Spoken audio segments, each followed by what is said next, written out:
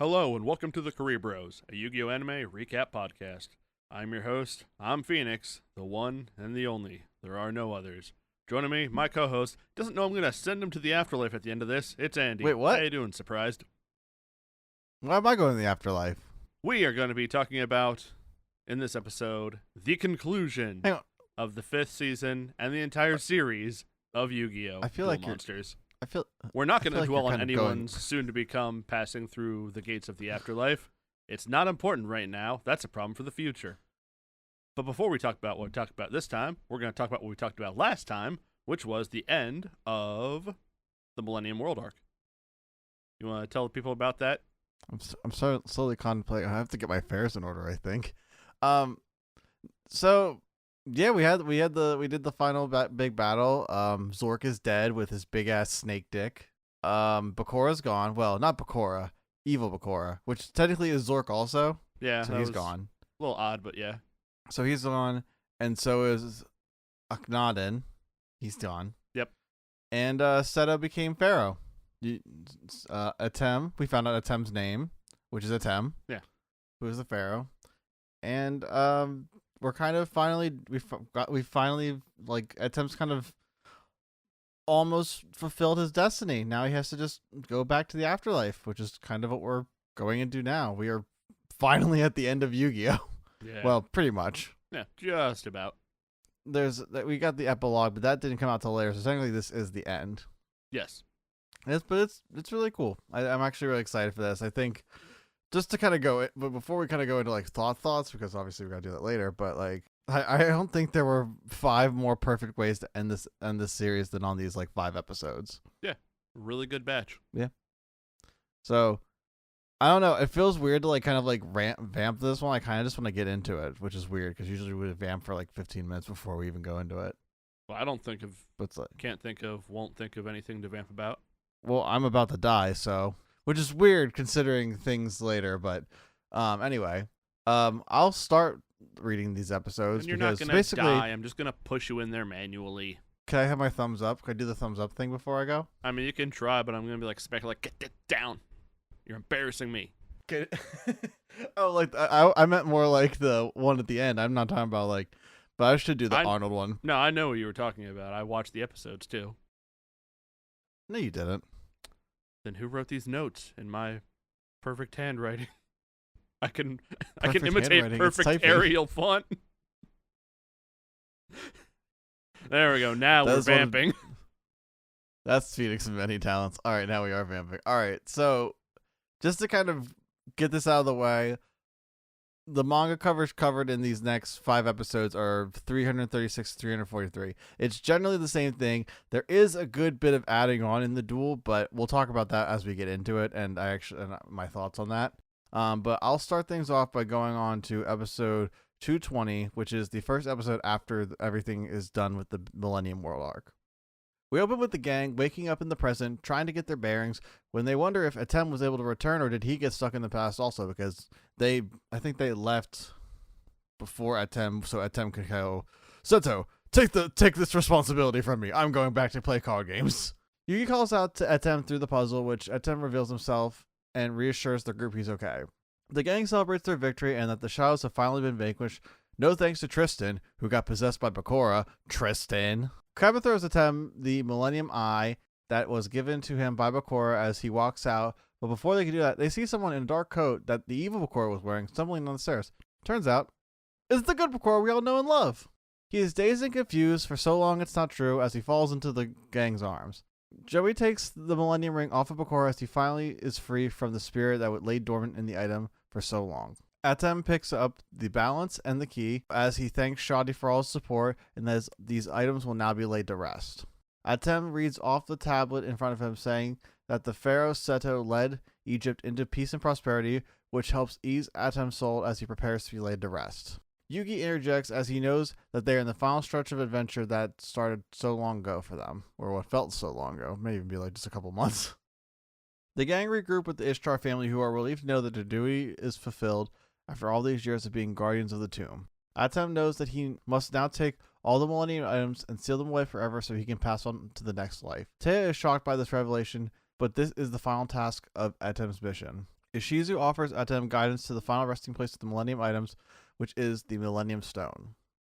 Furthermore, she says there is a description above the stone that reads, "To the spirit world thou may proceed, but first thou must complete this deed.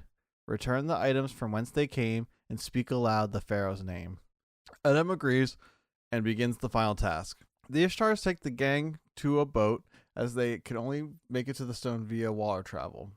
Joey complains that he wants to take a plane, but Tristan reminds him that they have to enjoy every minute they can, so with like Atem, because he's going to be going soon, so they might as well make the most of it when they can. Also taking into account the fact that Tay is literally about to crash out over this. Yeah. Like, she's like on the verge of crashing out the entire time. She is in a very tenuous place emotionally. I mean, it's grieving. It is what it is. This is like a lot of this, as I can tell, is just like grief, like them handling it, like it's lost. It sucks. It is. It's hard. As Jesus said, the Pharaoh ordered this sanctuary to be built on the island west of Egypt, as the Egyptians believed that the afterlife was directed to the west where the sun sets. We then get a surprise from a few familiar faces in Grandpa Solomon Moto, Duke Devlin, and Mokuba Kaiba. Grandpa felt as though he should be here for this moment. Duke was having FOMO, and Mokuba was worried about his big brother. Duke was a little pissed about not being part of this adventure, but took the liberty to fill in those who cared about what just transpired. We then see Pegasus, who is relieved to know that he had a hand in the destiny of playing out as he did for Atem. We also see Mai, Rebecca with her grandpa, Weevil with Rex, Mako Tsunami, Serenity Wheeler, the three Orichalcos bros, I like to call them. It's basically Val and, Alistair, and Raphael. I don't know why I forgot those names. And then the two friends from the last arc who I care not to check their names. I think one is Leon. I don't remember the woman's name. I think it's kind of racist, so I don't really want to say it. Her name is Vivian Wong. So it's a little or not at all? I guess not really. I don't think Vivian by no means did not deserve a spot in the montage of quote-unquote friends that Duke reached out to. Yeah, that was so weird. Also, Raphael was next to the Arc de Triomphe, which is more connections to the French for him, despite him being the American champion. What? A guy can't go to Paris? I mean, it's going back to when he was at like his family's graves and they were written in French. It's just odd. Je suis. It is a little odd, but I mean, it's kind of cool to at least see them all like doing things again. I think that was a little nice. You can really tell these are the final episodes because we're seeing everyone now. Pegasus has a dialogue about how these people have had a hand in helping Atem get to where he is now, and that he has had a hand in their lives as well, even if they are not aware. We cut back to the boat where the gang are hanging out on the deck watching the sunset. Yugi thanks his friends for being able to support him throughout this journey. Kaiba then says some snarky comment, and Joey wonders why the hell he's even there in the first place. Kaiba wants to witness the final rite of passage of Atem. That kind of like issues is like, he won't admit this, but that's why he's here. Merrick then informs Yugi that there's another passage inscribed above the Millennium Stone. It mentions a battle ritual, or it's called a rite of the duel in the manga, where the pharaoh must face a worthy opponent in battle and lose.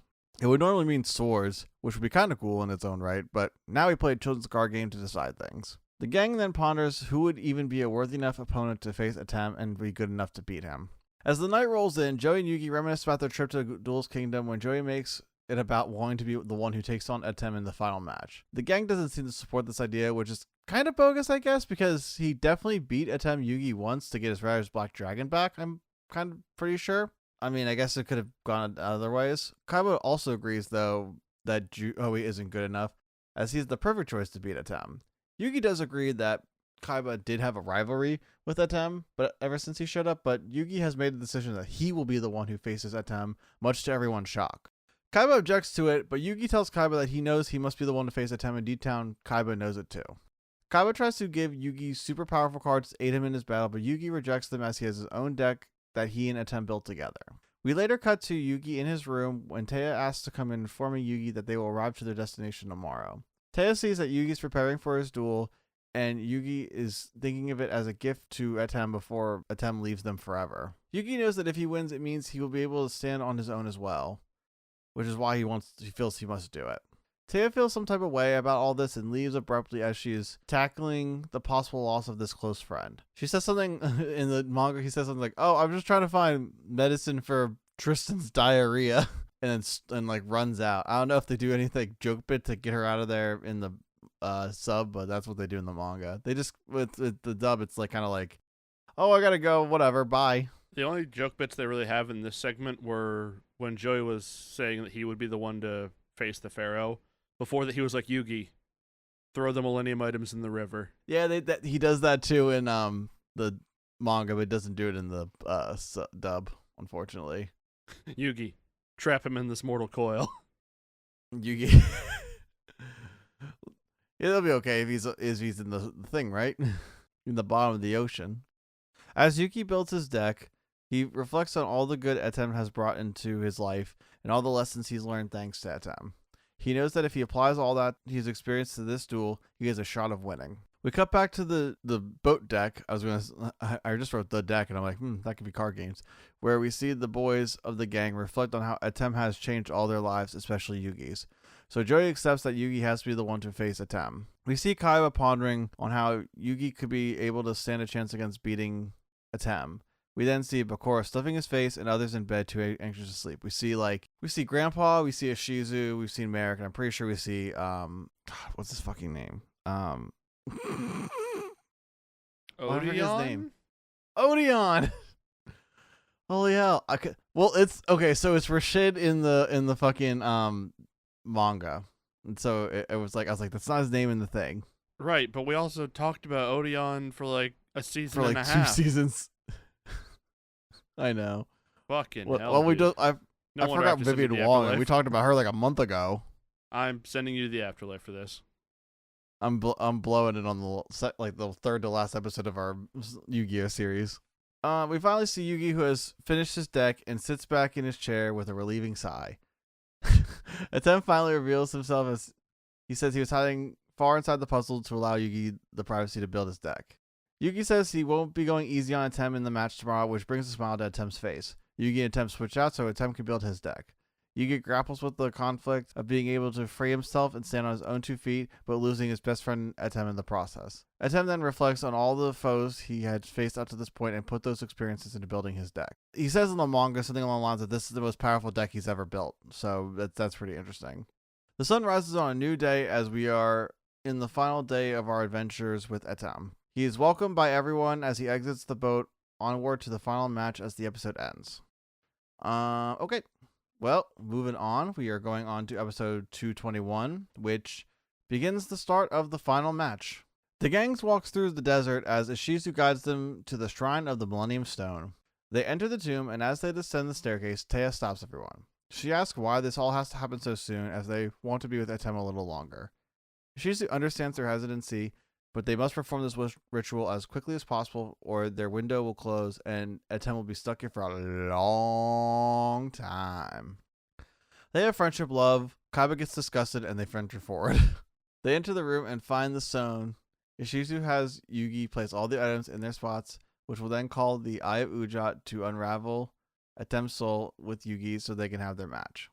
Yugi remembers the wish he had made when he solved the puzzle and looks back on his friends as he's reminded his wish came true. Yugi then proceeds to place his items in the stone, which causes his soul to split with Atem's. Everyone is shocked with the two splitting apart as they take their places for the match. The gang grapple with who to root for, but Joey declares that they have to cheer on Yugi as it will benefit Atem in the end and let him finally rest. Atem thinks that he hopes Yugi wins, but will give it his all as this is also a test for Yugi as much as it is for him. Yugi's determined to win as he places his deck in his duel desk. Kaiba says they're about to find out who the true king of games is as the two declare that their match be underway. Atem starts the duel by discarding 1 card to special summon the Tricky, a monster that looks like a jester and has 2,000 attack points. He then sets 1 card and passes. Yugi draws for turn and activates the Swords of Revealing Light magic card to stop Atem from attacking for 3 turns. Yugi follows up with summoning Green Gadget to the field in attack mode, which allows him to pull Red Gadget from his deck and place it in his hand. Yugi finishes his turn with a face-down card and passes the turn. Atem draws for turn and plays the spell Rebellion from his hand, which causes Green Gadget to turn and attack Yugi. Yugi then reveals a trap card called Stronghold the Moving Fortress, which is a trap monster with 2,000 defense points. Yugi loses 600 life points as Green Gadget was his monster. Atem is surprised by these new cards, but Yugi shared a brain with Atem for years, so he's prepared for whatever Atem has. Atem has nothing right now and ends his turn with no further plays. Atem wonders if Yugi can stand up to the most powerful monsters in the Duel Monsters card game, though.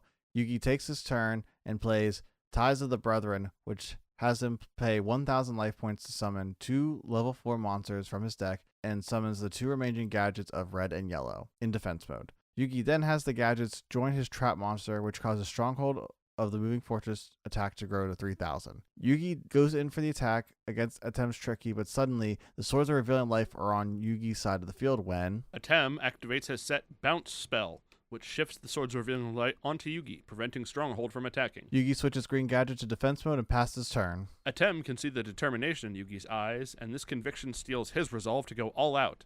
He plays Tricky Spell 4, which tributes the Tricky to make a token copy of it for every other monster on the field. So he gets 1 for each gadget, plus the Stronghold monster for a total of 4. He sacrifices 3 of them to summon Obelisk the Tormentor. Atem attacks Stronghold with Obelisk, destroying it and dealing damage to put Yugi down to 1,400 life points, before setting 1 card and ending his turn. The gang starts wondering about Yugi's chances of victory as Atem got Obelisk out so quickly. As Yugi is reeling from the blow Obelisk just gave him, the gang try to cheer him on and encourage him to fight back. Yugi gets up seeming unbothered and seems like he's having the time of his life. Yugi takes a turn, plays 3 cards face down, and summons Silent Swordsman level 0 in attack mode to pass turn.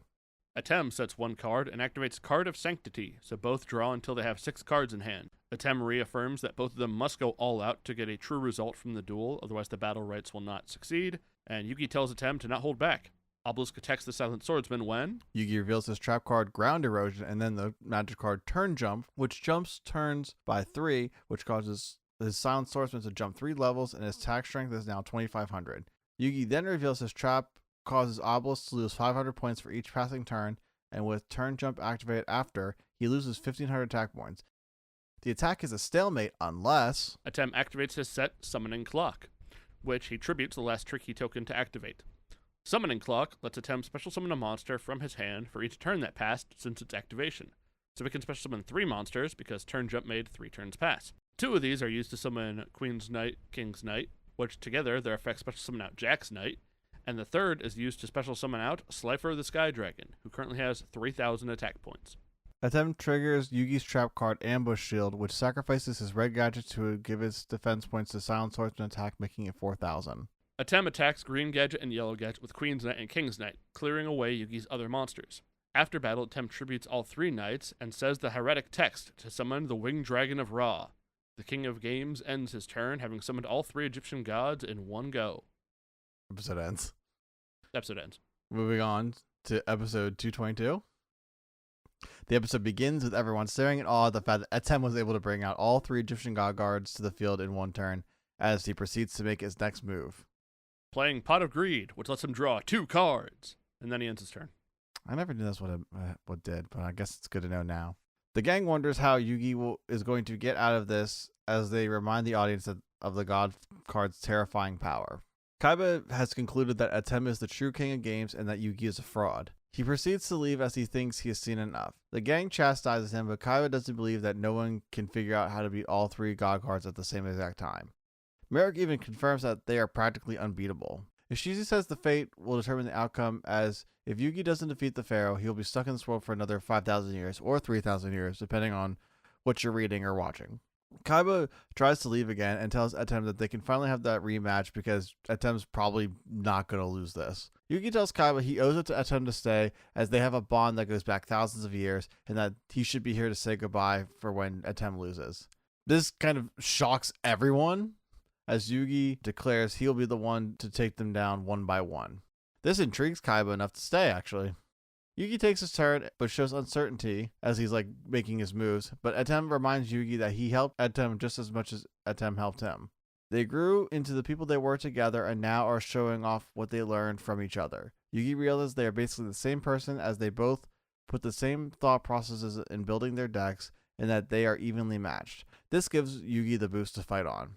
Yugi takes his turn and starts by leveling up Silent Swordsman to level 4 with 3,000 attack points. He then sends his Magnet Warriors to the graveyard to summon Valkyrion, the Magnet Warrior, in attack mode, and as it is weakened by Slifer, Yugi activates a spell card called Mirage Spell, which negates Slifer's blast and grows Yugi's life points by 2,000. Yugi ends his turn with 2 face-down cards. Atem draws for turn, and with another card in hand, Slifer grows to 4,000 attack, while Ra has 5,000 and Obelisk has 2,500. He moves right to battle and has Slifer attack the Silent Swordsman.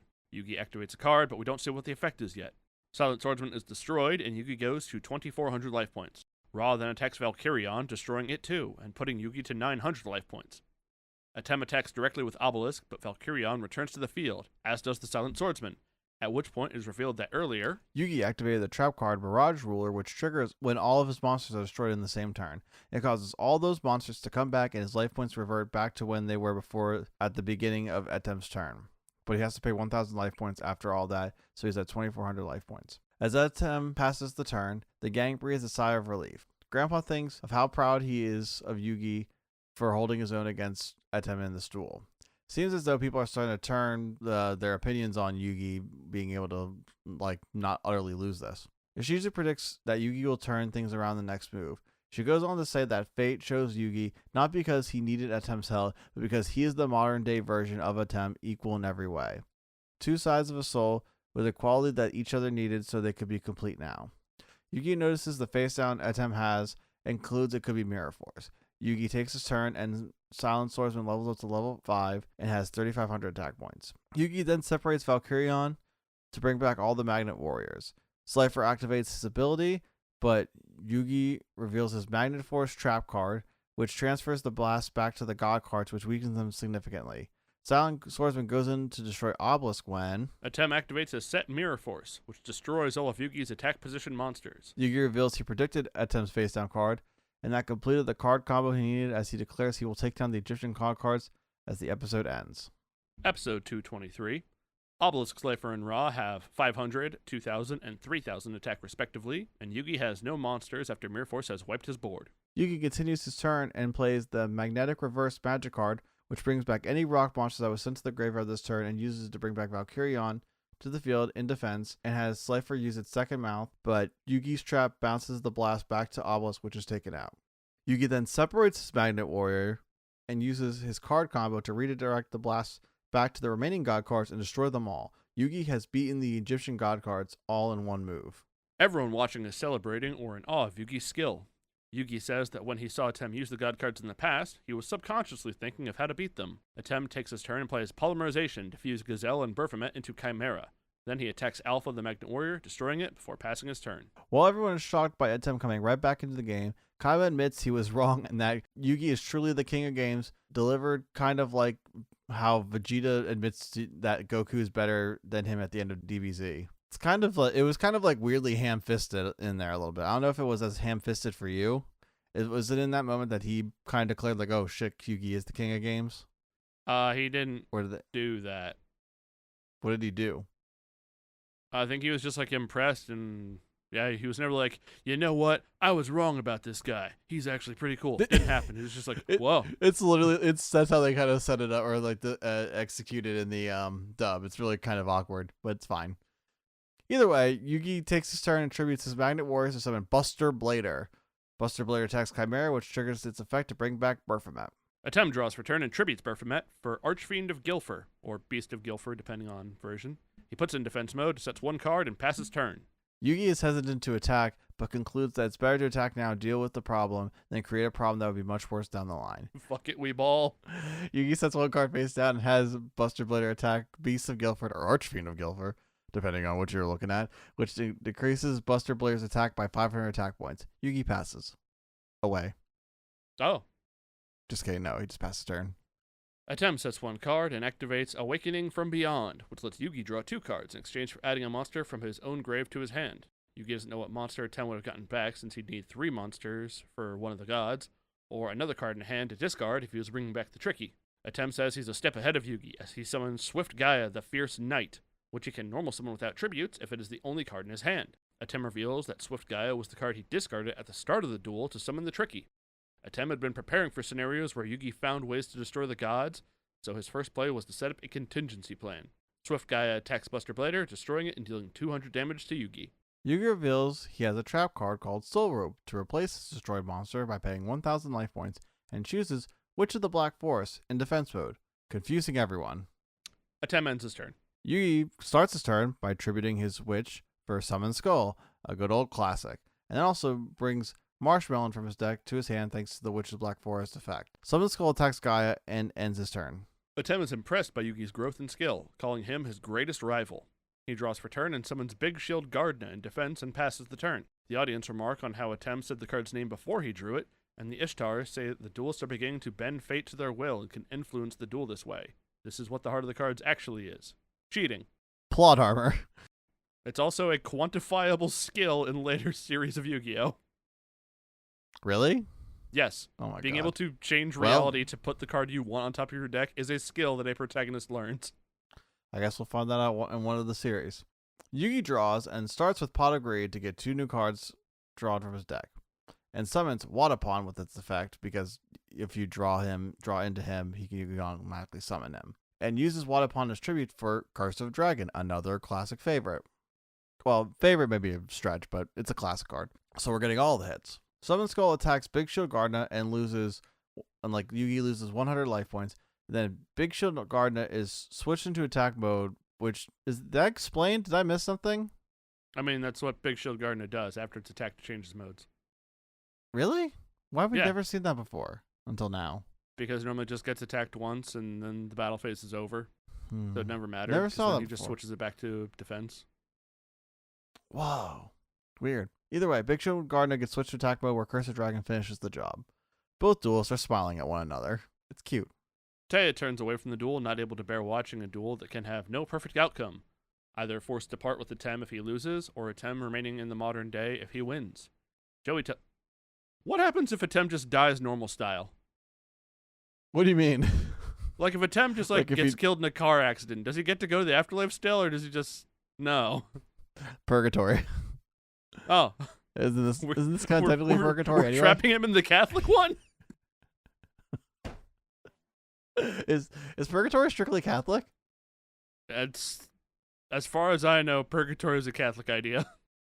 It's not a Christian. There's no Christianity involved in that one. No, they made that one up. Whoa. Yeah, That's they made it up cool. as an extra punishment for you not being super Catholic enough. You're not super Catholic enough. You go to the waiting room. Yeah, you go to the timeout box. for all eternity. But yeah, I never thought of it before because if let's go way back. Not to distract in the middle of the episode, but that's what I'm doing.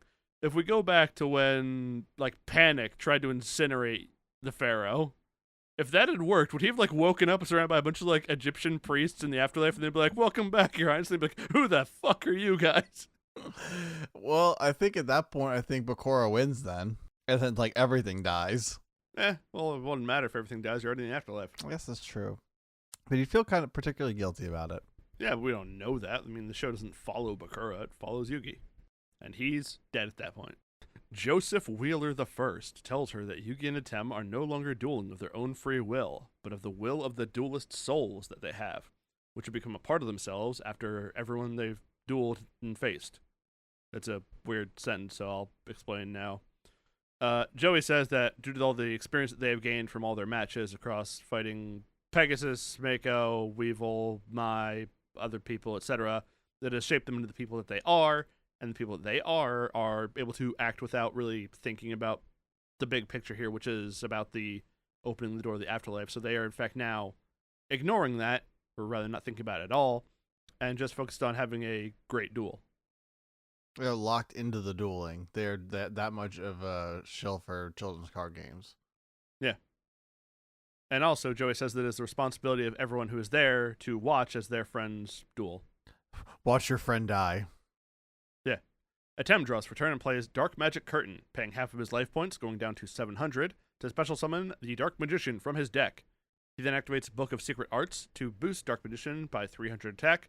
Before he attacks, summons Skull, destroying it and putting Yugi to 800 life points. Atem speaks to the spirit of Mahad within the Dark Magician, who reaffirms his vow to serve the Pharaoh. Ishizu feels an odd heartbreak upon seeing Dark Magician, probably due to her ancient priest past life as Isis having a connection to Mahad. Atem declares that if Yugi wants to win, he'll have to defeat the Dark Magician. Episode ends. Did Ishizu not see Dark Magician before? What do you mean? Do you mean because if she saw Dark Magician before, you think she'd have that same connection? Yeah, because I know when the Battle City Blimp duels were going on, she was like waiting in her room until her match with Kaiba. But she was also she at the top of the dome when he fought Merrick? I don't know. I don't think so. Or were she and Serenity staying on the Blimp with Odeon? I think that was more what was happening. I don't think anyone was around. I'd have to go back and watch a lot of Yu-Gi-Oh!, which I'm already doing it once for the show. I don't want to do it again for homework that I gave myself. So, if I'm remembering correctly, Yugi was alone. Yugi and Atem were alone, because the gang were watching Joey. Because Joey was of the dead, or possibly of the dead. So I think everyone was on the Blimp. Yeah, and I think eventually everyone did go to watch the match. And then that was after Joey woke up. Yeah, Joey got up, and I think, did Serenity take him? And like she was like, go with your brother or something? Something like that. I don't know. You guys can listen back when you Not listen super back important. Also, probably because like the connection between Isis and Mahad may not have been known to anyone at the time when Ishizu would have seen Dark Magician during Battle City. Yeah, I don't think Takahashi had this that in mind yet. Yeah, but he did have in mind this next bit right here. The final episode. Final episode 224. Yugi now has to face his most trusted monster and needs a strategy to beat him. Yugi draws, plays one monster into face-down defense position, and switches his Cursed Dragon to defense mode. He passes after that. Atem knows that if Marshmallow, the card that was added by the Witch of the Black Forest, is attacked, its effect will take out more life points than he has. So he does the calm, rational thing of throwing a bunch of knives at it when he plays 1,000 knives, turning the Marshmallow into Swiss cheese, and destroying it by that effect, not triggering the damage. Dark Magician then attacks and destroys Curse of Dragon, and he passes turn. Yugi draws for turn and plays Blockman defense mode, then plays one card face down to end his turn. Atem equips Dark Magician with Dark Spear, which gives it piercing damage. He attacks the Blockman, but Yugi reveals Soul Shield Trap card to sacrifice half of his life points to stop the attack and end Atem's battle phase. Yugi draws and plays a magic card called Gold Sarcophagus, which has Yugi choose one card from his deck and place it into the box, or the sarcophagus. It's a box that looks eerily like the Millennium box that he got his puzzle in. If Atem plays the same card that's in the golden sarcophagus, it is negated and canceled out. Yugi then activates Blockman's ability to reconfigure it into two monsters because it has been on the field for 2 turns, and uses them to sacrifice for Gandora, the Dragon of Destruction, which surprises Atem. He's like, I can't believe you had a card like that, which seems to surprise a lot of people. Yugi pays half of his life points to have Gandora remove every card on the field from the game, but Atem uses his set Dark Illusion to protect Dark Magician for the turn at the cost of Yugi drawing a card. Yugi then plays 2 cards face down and passes turn. Things look dire for Yugi as Atem draws for turn and goes for the direct attack finish, but Yugi activates Magician's Circle to summon a spellcaster from his deck since Atem has a Dark Magician on his side of the field. Yugi summons Silent Magician level 0. Atem also gets a monster from Magician's Circle and summons Dark Magician Girl. Dark Magician continues its attack, but Yugi has a second card ready. Yugi reveals his next face down card, which is Spell Textbook, which discards every card from his hand and draws 1 card, and if it's a magic card, he can play it. He had no cards in his hand, so he could just draw the card, and Yugi draws into Card of Sanctity, so both players draw until they have 6 cards in their hand. Atem draws 5 new cards, so Silent Magician's effect activates and grows 5 levels grows 5 levels because it's 1 for every card he drew. Atem drew, not Yugi, and gains 500 attack, bringing up his attack points to 3,500. As the attack proceeds, Atem plays Magician's Unite, which lets both his spellcasters be considered 1 monster with 3,000 attack points, so he only takes 500 damage from the crackback from his attack instead of 700. Both duelists are now at 200 life points. With a fresh grip of cards, Atem plays Monster Reborn, reviving Slifer the Sky Dragon. But the gold sarcophagus is getting golder. Yugi reveals that he knew Atem would play Monster Reborn to bring back an Egyptian god card, so that is what he placed in the golden sarcophagus. So now, Slifer the Sky Dragon goes back to the graveyard as Monster Reborn is negated. The audience comments on how smart Yugi was to predict Monster Reborn with the gold sarcophagus, and how risky it was to take Monster Reborn out of his own deck for it. Ishizu muses on it also symbolically telling Atem to let the dead stay in the afterlife. Atem thinks to himself that Yugi has surpassed him, and with no more cards on his field, and Silent Magician has 3,500 attack points, Atem has nothing to do. Yugi is trembling, hesitant to make the final move as it seals Atem's departure. Atem encourages Yugi to finish this match, as he is clearly bested by his closest friend. With tears in his eyes, Yugi gathers the strength to call for Silent Magician to attack Atem directly, blasting a giant magical energy ball and finishing the match. As the light from the attack fades, Atem's life points go to 0. Yugi falls to his knees crying as he's fulfilled his part in Atem's destiny and helped usher his closest friend into the afterlife, and he calls himself weak compared to Atem. Atem crosses the field, tells Yugi that he's always admired the strength that he has for being unmatched by anyone, and that strength being his kindness. He says that the winner has no reason to be sad. Yugi calls Atem his other self, but Atem says that he no longer is. Right now, in this moment, Yugi has become the only Yugi, having grown beyond the need for another half. The Ujet on the door of the afterlife begins to shine as the battle rite has been completed. Atem says his name before the door, causing it to open and show a brilliant white light within. He moves to go through, but the Friendship Squad call out to him and ask him to stay. Taya says she knows he has friends to join the afterlife, but to them, the Ujet symbolizes a wall that will keep them friend from them forever. Joey says that if they can't understand it, they'll just have to burn their memories of Atem into their minds so that they never forget him, and that if 1,000 years pass, they'll all still be friends, and the squad swear they'll never forget him. Tristan has nothing to say, because who cares what Tristan has to say? Fucking care about Tristan. Atem walks through the door of the afterlife and throws out a thumbs up as he crosses the boundary, changing into his appearance as the pharaoh he was in the past, and we see the royal priests, his father, and Mana have all been waiting for him. The door closes and the temple begins to shake. The tablet of the afterlife that held the millennium items breaks and the items fall into the earth. Everyone runs out of the temple as the ghost of Shadi watches onward. He may have been smirking. It was kind of hard to tell from the resolution of the video. As he seemed kind of happy about everything. Yeah, I mean, he's been waiting all this time, so he's like, finally, everything is done. And Finally. now he's like, wait, open the door. I gotta go too. wait. Where's Babasa? You guys thought we wouldn't have jokes for this intense moment? Nah. Once outside, Ishizu says that the pharaoh's destiny is finished, and the millennium items are lost to the earth, and the door to the afterlife will never be used again.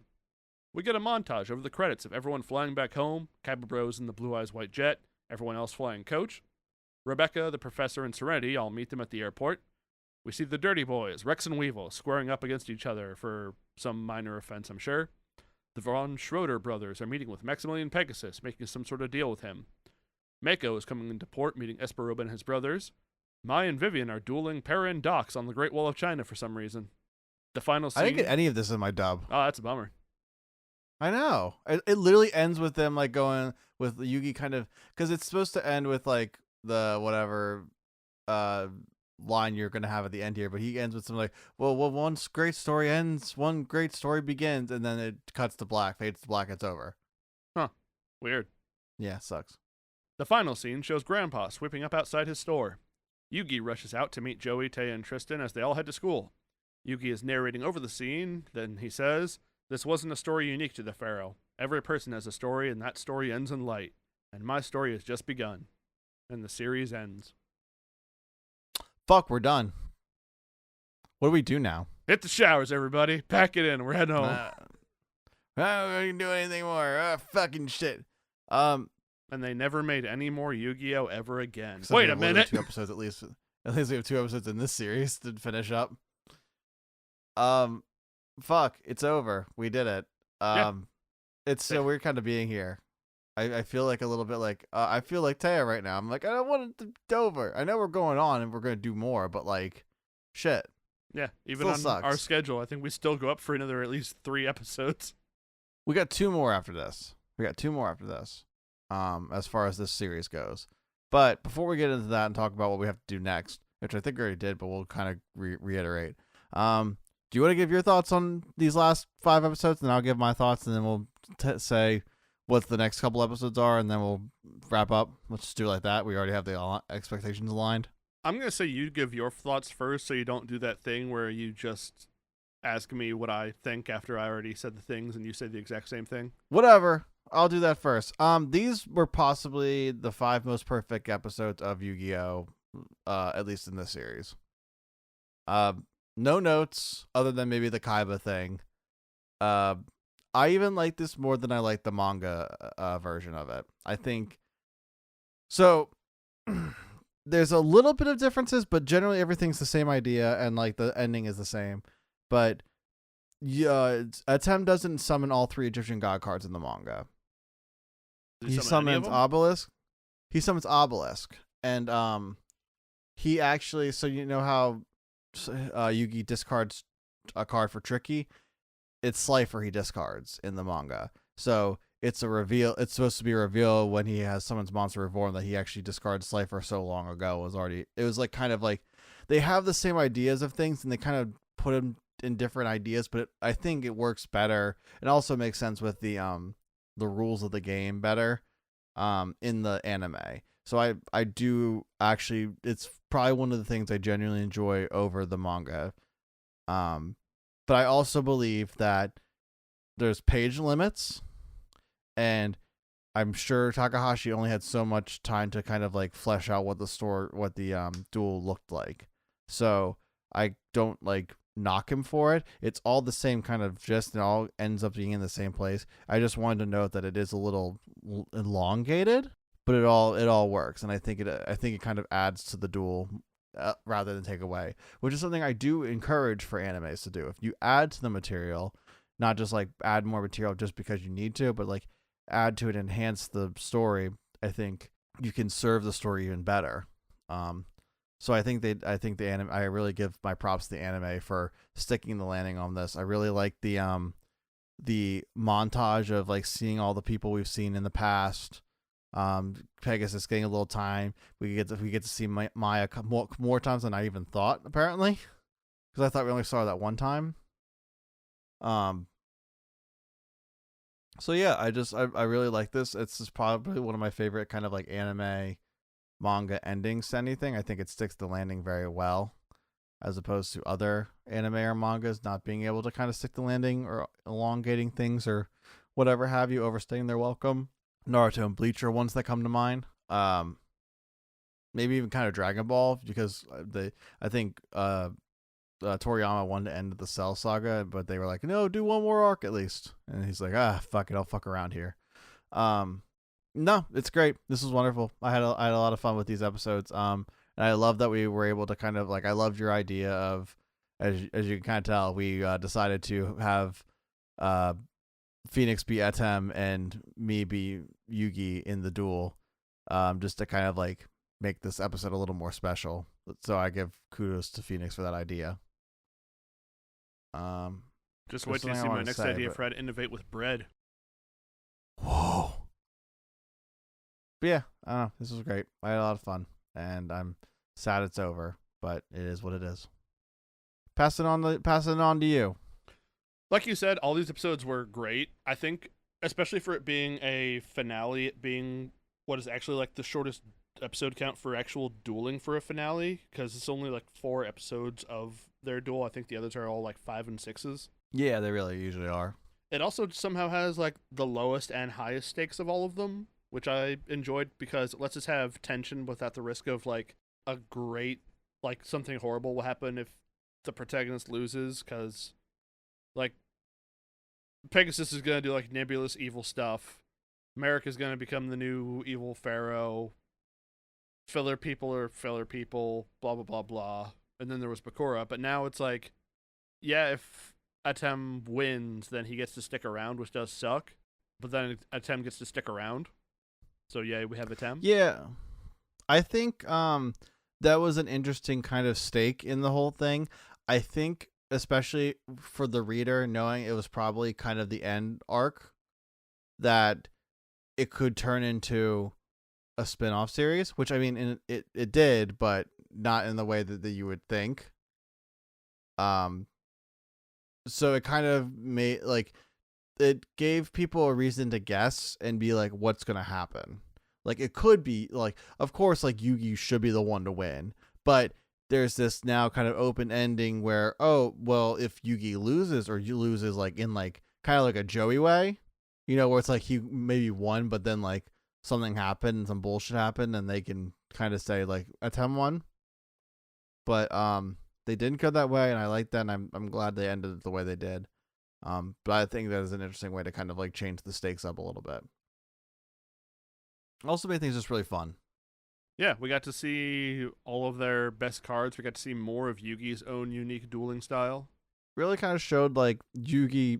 It really like hit it home that Yugi is now standing on his own 2 feet, which is something that they don't really like. I've complained about throughout the series. Is something they don't focus on a lot in the anime. Is that this story is not just about Atem, it's about Yugi, and Yugi focusing on Yugi also having times where he kind of grows is really important to this, just as important in my opinion to the story as like Atem like finding his name and finding his memories and all that stuff and doing all the Millennium battles. But I think they do. I think it ends really well. I think everything pays off particularly well, which is really cool. Yeah, you're all good. You're all good. Anything else? I think it's odd that Odeon never said a goddamn word during this entire thing. I guess they just didn't have enough money for Odeon's voice actor. Yeah, it is. They had too many cameos.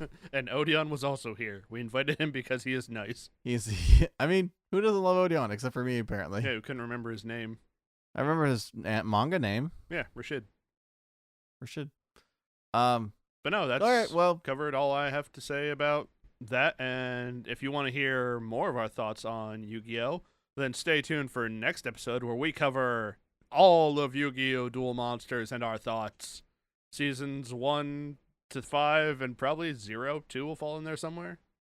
Yeah, so this will be kind of like the culmination of our thoughts, our series overview, just talking about everything in general. We're just gonna have a little light discussion about what we thought of the series, like how it all connected, kind of just like a retrospective, because yeah, we've both seen and taken the story in one way or another over the years, and especially now even over the years of this last couple years of doing this podcast.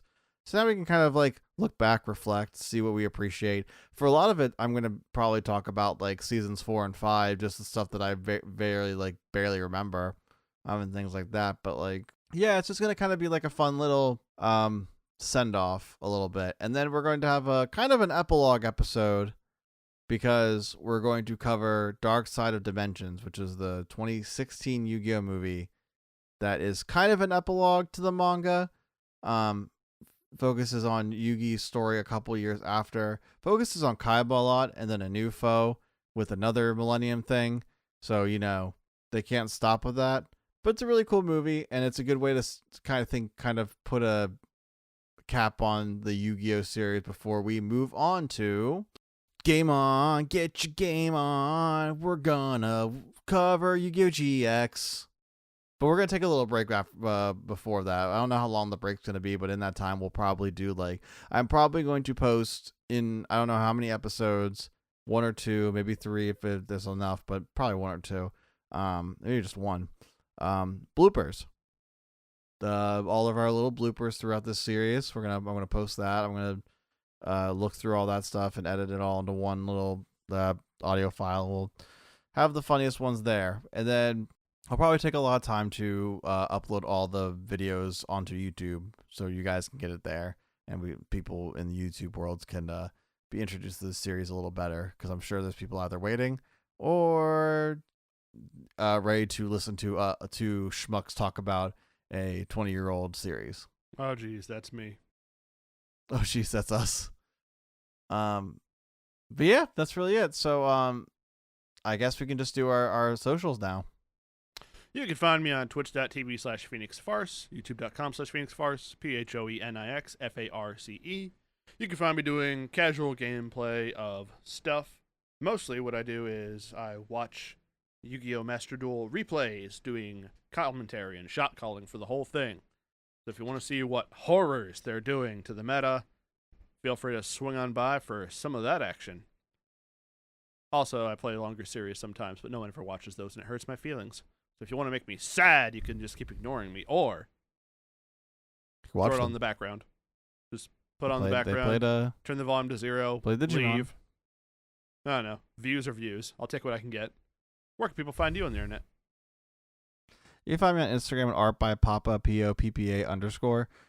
You can find me on Tumblr at papa-art, spelled the same.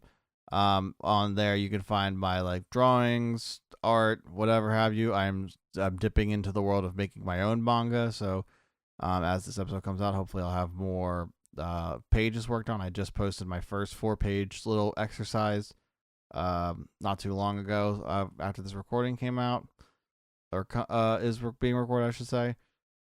You can find Kuribros at Kuribros on Instagram, at _Kuribros on Twitter, and the Kuribros on YouTube, which will get put up sooner than later, hopefully, or not. That's it. I'm going to sign off. My name's Andy. I'm Phoenix. Giddy up. And my name is Atem, and I'm dead. My bread innovation involves cubes. Big ones. Excuse me? Big cubed hollow bread. Okay, Panera. No.